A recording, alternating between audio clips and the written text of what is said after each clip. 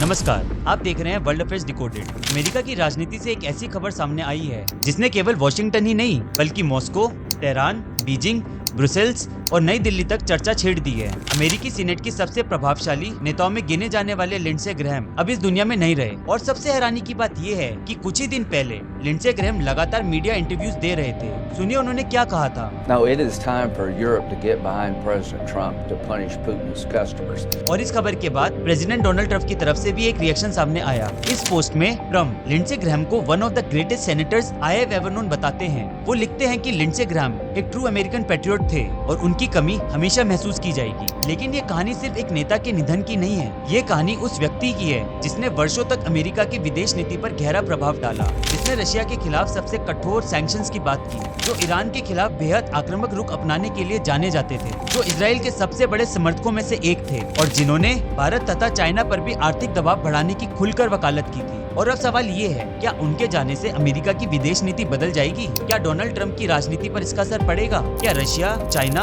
और ईरान इसे अपने लिए सकारात्मक घटनाक्रम मानेंगे? और सबसे महत्वपूर्ण, क्या ये केवल एक राजनीतिक बदलाव है या वैश्विक शक्ति संतुलन में किसी बड़े परिवर्तन की शुरुआत? आइए पूरे घटनाक्रम को तथ्यों और भू राजनीतिक दृष्टिकोण से समझते हैं। आखिर लिंडसे ग्रैहम इतने प्रभावशाली क्यों थे? लिंडसे ग्रैहम केवल एक सेनेटर नहीं थे, वे रिपब्लिकन पार्टी के उन नेताओं में शामिल थे जिनकी विदेश नीति संबंधी राय को गंभीरता से सुना जाता था। राष्ट्रीय सुरक्षा, रक्षा बजट, यूक्रेन युद्ध, चाइना, रशिया, ईरान और इजराइल जैसे मुद्दों पर वे लगातार सक्रिय रहे। उनकी छवि एक ऐसे नेता की थी जो मानते थे कि अमेरिका को वैश्विक नेतृत्व बनाए रखने के लिए कठोर फैसले लेने चाहिए। रशिया के खिलाफ लिंडसे ग्रैहम के बयान। यूक्रेन युद्ध के दौरान ग्रैहम ने बार बार कहा कि केवल रशिया पर प्रतिबंध पर्याप्त नहीं है, रशिया के साथ व्यापार करने वाले देशों पर भी आर्थिक दबाव बनाए रखना चाहिए। इसी सोच के तहत उन्होंने ऐसे प्रस्तावों को समर्थन किया जिनमें रशिया से एनर्जी खरीदने वाले देशों पर भारी टैरिफ लगाने की बात की गई। भारत और चाइना जैसे देशों का नाम इस संदर्भ में चर्चा में आया।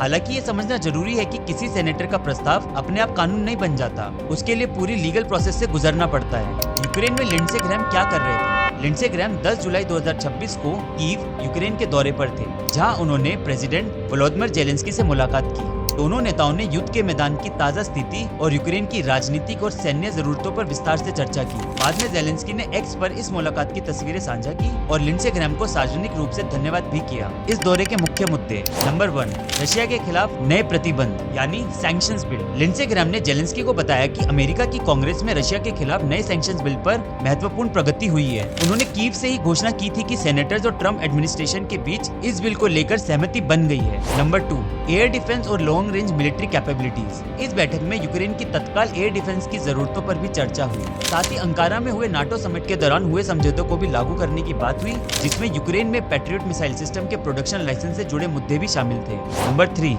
Strategic message. लिंडसे ग्रैहम और जेलेंस्की दोनों ने जोर दिया कि अगर बैटलफील्ड में यूक्रेन मजबूत स्थिति में होगा तो शांति वार्ता और डिप्लोमेसी के सफल होने की संभावनाएं भी बढ़ेगी। प्रेसिडेंट जेलेंस्की ने खास तौर पर कहा कि रशिया पर लंबे समय तक मजबूत और लगातार सैंक्शंस का दबाव बना रहना बहुत जरूरी है। भारत के लिए इसका क्या अर्थ है? अब सवाल उठता है कि लिंडसे ग्रैहम का भारत से क्या संबंध था? अगर आप पिछले कुछ महीनों की जियोपॉलिटिक्स को फॉलो कर रहे होंगे तो आपने ग्रैहम का नाम बार बार भारत के संदर्भ में जरूर सुना होगा। इसकी वजह थी रशिया से भारत की ऑयल परचेजेस। रशिया यूक्रेन युद्ध के बाद भारत ने अपनी एनर्जी सिक्योरिटी को प्राथमिकता देते हुए रशिया से डिस्काउंटेड क्रूड ऑयल खरीदना जारी रखा। भारत का स्पष्ट रुख था कि उसकी एनर्जी पॉलिसी किसी तीसरे देश के दबाव से नहीं बल्कि राष्ट्रीय हितों के आधार पर तय होगी। लेकिन लिंडसे ग्रैहम इस पॉलिसी के बड़े विरोधी थे। उन्होंने अमेरिका की कांग्रेस में ऐसे सैंक्शंस लेजिस्लेशन का नेतृत्व किया जिसका उद्देश्य उन देशों पर आर्थिक दबाव बनाना था जो रशिया से तेल और गैस खरीद रहे थे। इस बिल के एक प्रारंभिक वर्जन में यह तक प्रावधान था कि अमेरिका के राष्ट्रपति उन देशों पर 500% तक का टैरिफ लगा सकते हैं जो रशिया से पेट्रोलियम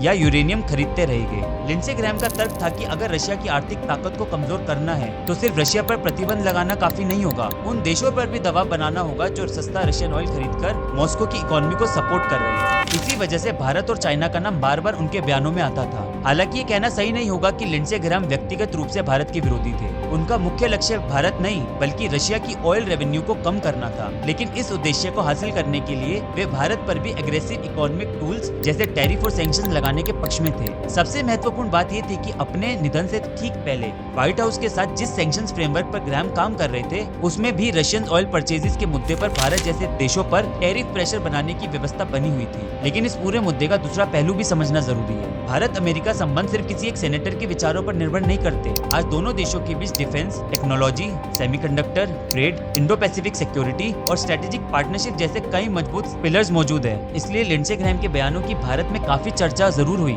लेकिन भारत की विदेश नीति और एनर्जी पॉलिसी हमेशा की तरह स्ट्रेटेजिक ऑटोनॉमी और नेशनल इंटरेस्ट के सिद्धांत पर ही आधारित रही है। इजराइल और ईरान। यदि कोई मुद्दा ग्रैहम की पहचान बन गया था तो वो था इजराइल का खुला समर्थन। उन्होंने कई बार कहा कि अमेरिका को इजराइल की सुरक्षा के लिए हर संभव सहयोग देना चाहिए। ईरान के खिलाफ उनके बयान अक्सर अंतर्राष्ट्रीय मीडिया की सुर्खियां बने। इसी वजह से ईरानी सरकारी मीडिया में उनकी लगातार आलोचना होती रही। क्या अमेरिका की विदेश नीति बदलेगी? यही सबसे बड़ा प्रश्न है। क्या एक प्रभावशाली नेता के जाने से पूरी अमेरिकी विदेश नीति बदल जाएगी? उत्तर इतना सरल नहीं है। कांग्रेस, सेनेट, रक्षा विभाग, विदेश विभाग और राष्ट्रीय सुरक्षा तंत्र सभी मिलकर नीति बनाते हैं। दुनिया के रिएक्शंस, रशिया, ईरान और अन्य देशों की मीडिया में इस घटनाक्रम को अलग अलग नजरिए से देखा गया। कुछ सरकारी मीडिया संस्थानों ने ग्रैहम की नीतियों की तीखी आलोचना की। हालांकि मीडिया की प्रतिक्रिया और किसी सरकार की आधारिक नीति एक जैसी नहीं होती, इसलिए दोनों के बीच अंतर समझना जरूरी है।